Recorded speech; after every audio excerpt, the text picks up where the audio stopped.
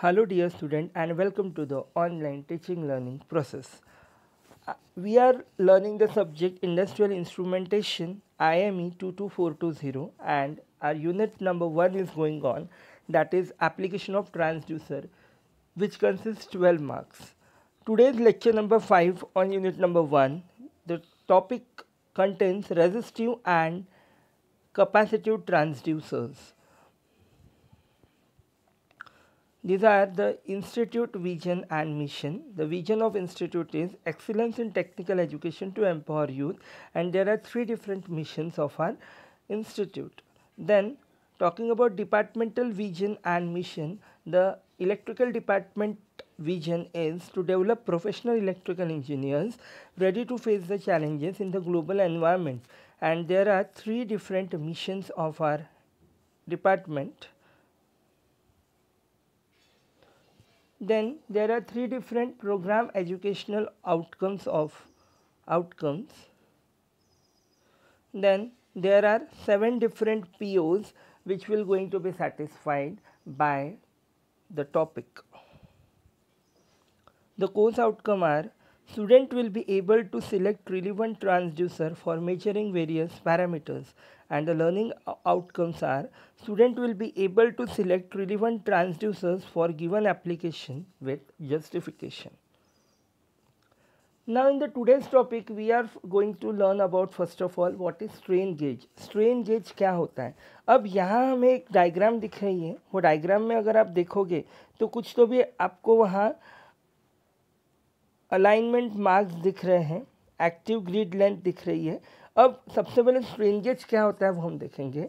Strain gauge is nothing but a passive resistive transducer which converts the mechanical elongation and compression into a resistance change. Strain gauge एक passive resistive transducer है जो कि convert करता है mechanical elongation या फिर compression को into an resistance change. यानी जैसे ही आप कोई मैकेनिकल चीज़ को अगर आप फोर्स लगाओगे तो अगर उसमें इलोंगेशन होता है या कंप्रेशन होता है, मैकेनिकल इलोंगेशन या कंप्रेशन होता है, तो उसके कारण रेजिस्टेंस जो है वो रेजिस्टेंस की वैल्यू वहाँ चेंज होती है या रेजिस्टेंस वहाँ चेंज होता है. This change in resistance takes place due to variation in the length and cross-sectional area of gauge wire where an external force acts on it. और ये जो रेजिस्टेंस चेंज होता है ये कैसे होता है? क्योंकि जैसे ही आप अगर फोर्स लगाते हो तो due to variation in the length, क्योंकि अगर आप कोई चीज़ पे फोर्स लगाते हो तो नेचुरली उसका लेंथ पे वेरिएट होगा या फिर उसका क्रॉस सेक्शनल जो रहेगा गेज वायर का वो भी चेंज हो सकता है. तो उसके कारण जो रेजिस्टेंस है वो रेजिस्टेंस में चेंज आपका अकर होता है. तो ये है आपका strain gauge. Now we are going to see about potentiometric and resistive transducer. तो सबसे पहले हम देखेंगे कि रेजिस्टिव ट्रांसड्यूसर क्या होता है. तो this transducer whose resistance varies because of environmental effect such as such type of transducer is known as resistive transducers. ऐसे ट्रांसड्यूसर जिसकी रेजिस्टेंस की वैल्यू चेंज होती है because of the environmental effect, ऐसे ट्रांसड्यूसर्स को आप बोलोगे resistive transducers. The change in the resistance, जो आपका रेजिस्टेंस में चेंज होगा वो आपका मेजर किया जाएगा बाय एसी और डीसी मेजरिंग डिवाइसेस से. The resistive transducer is used for measuring the physical quantity like temperature, displacement and vibrations.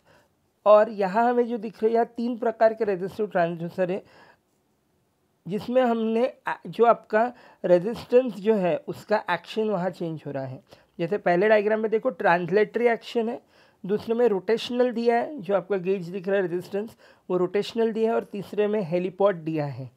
तो दिस इज़ नथिंग बट अलग अलग टाइप से जो रेजिस्टेंस के एक्शन के जो कि अलग अलग प्रकार से उसके एक्शन होंगे. पहले इसमें आपको ट्रांसलेटरी दिख रहा है, दूसरे इसमें रोटेशनल दिख रहा है, तीसरे इसमें हेलीपॉड दिख रहा है. Now we will learn about capacitive transducer. अब यहाँ आपको दिख रहा है 2 कैपेसिटर का मतलब सबसे पहले सभी लोगों को पता होना चाहिए. कैपेसिटर का मतलब 2 पैरेलल प्लेट्स जो होती हैं that is nothing but an capacitor. अब यहाँ पर भी हमें टॉप प्लेट और बॉटम प्लेट दिख रही है. ये 2 प्लेट्स के बीच में आपको एक डाइलेक्ट्रिक मटेरियल दिख रहा है. So it nothing but a capacitor. दो पैरेलल प्लेट्स के बीच में डाइलेक्ट्रिक मटेरियल जो होता है उसके बारे में अब हम यहाँ बात करेंगे, कैपेसिटिव ट्रांसड्यूसर के बारे में। The capacitive transducer is used for measuring the displacement, pressure and other physical quantity. हम ये यूज़ करते हैं ताकि डिस्प्लेसमेंट, प्रेशर या अदर मैकेनिकल या फिजिकल क्वांटिटीज़ होती है उसे हम मेजर करने के लिए कैपेसिटिव ट्रांसड्यूसर का यूज़ करते हैं। It is a passive transducer, that means it requires external power of operation. The capacitive transducer works on the principle of variable capacitances. The capacitance of the capacitive transducer changes because of many reasons. जो capacitance होता है capacitive transducer का वो change होता है, क्यों होता है? जैसे कि ओवरलैपिंग ऑफ प्लेट्स, जो प्लेट्स ओवरलैप होने के कारण, change in the distance between plates and dielectric constant, यानी उनके बीच का मीडियम जो होता है उसके कारण। The capacitive transducer is mainly used for the measurement of linear displacement. ये बेसिकली लीनियर डिस्प्लेसमेंट के लिए हम यूज़ करते हैं। The capacitive transducer uses the following 3 effects. 3 effects हमें मिलते हैं इससे, जैसे कि देख रहे हैं हम, variation in the capacitance of transducer is because of overlapping of capacitor plate. क्योंकि मैंने अभी देखा कि कैपेसिटेंस आपका चेंज होता है, क्यों? क्योंकि ओवरलैपिंग होता है। या फिर change in distance between the plates, जो प्लेट का डिस्टेंस है अगर वो चेंज होता है तभी भी आपका कैपेसिटेंस चेंज हो सकता है। या फिर जो डाइलेक्ट्रिक कांस्टेंट है उसके कारण भी कैपेसिटेंस चेंज हो सकता है। So today I am going to summarise the today's lecture. In the today's lecture we have learn about what is strain gauge। strain gauge क्या होता है, जो कि मैकेनिकल इलोंगेशन और कंप्रेसर्स के कंप्रेशन के कारण आपका रेजिस्टेंस चेंज होता है, that is a strain gauge. It is a passive resistive transducer. Resistive transducer क्या होता है वो भी हमने देखा, उसमें जो रेजिस्टेंस के एक्शंस हैं वो भी देखा, ट्रांसलेटेड, रोटरी एंड हेलीपोर्ट्स के टर्म्स में।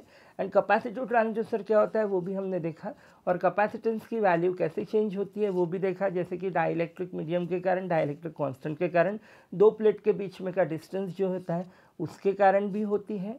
तो this are nothing but all about resistive and capacitive transducers.